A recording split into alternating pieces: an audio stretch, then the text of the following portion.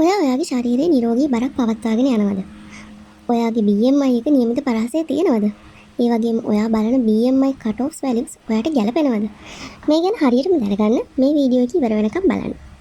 ඔයා දැනටම දන්නවා ඇති BMI. එහෙම නැත්නම් body mass index කියන්නේ මොකක්ද කියලා.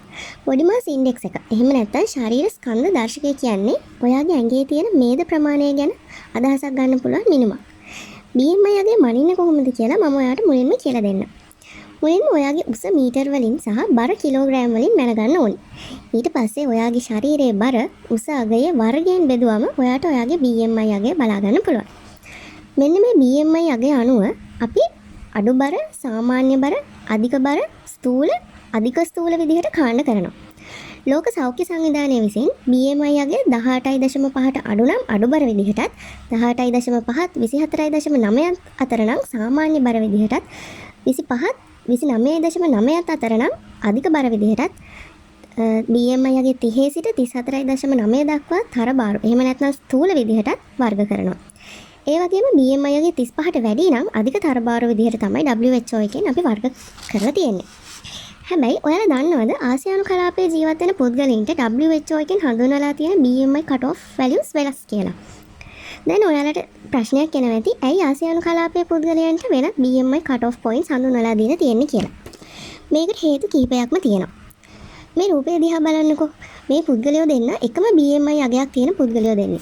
හැබැයි බැලුවම අපිට පේනවා වම් පැත්තේ පුද්ගලයා නිරෝගී බරක් තියෙන පුද්ගලයෙක් නෙමෙයි කියලා.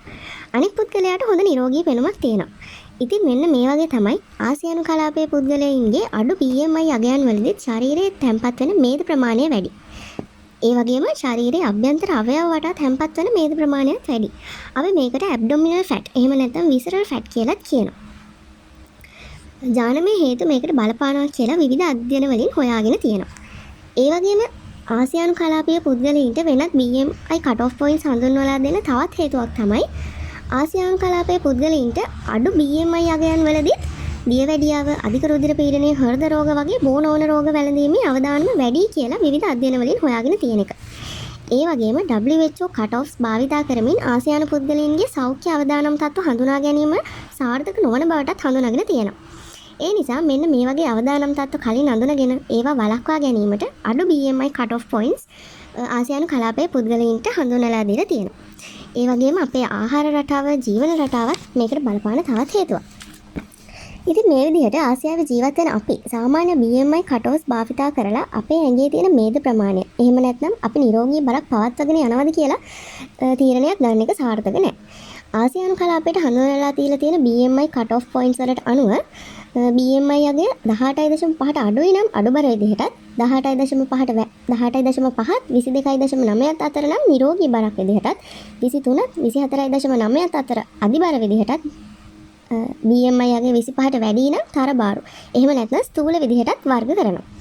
ඉතින් ඔයාගේ BMI එකත් මේ විදිහට චෙක් කරගෙන ඔයා ඉන්නේ මොන කැටගරි එකේද කියලා කමෙන්ට් එකක් දාගෙන යන්න. තවත් මේ වගේ වීඩියෝස් බලන්න අපිව ෆලෝ කරලා තියාගන්න.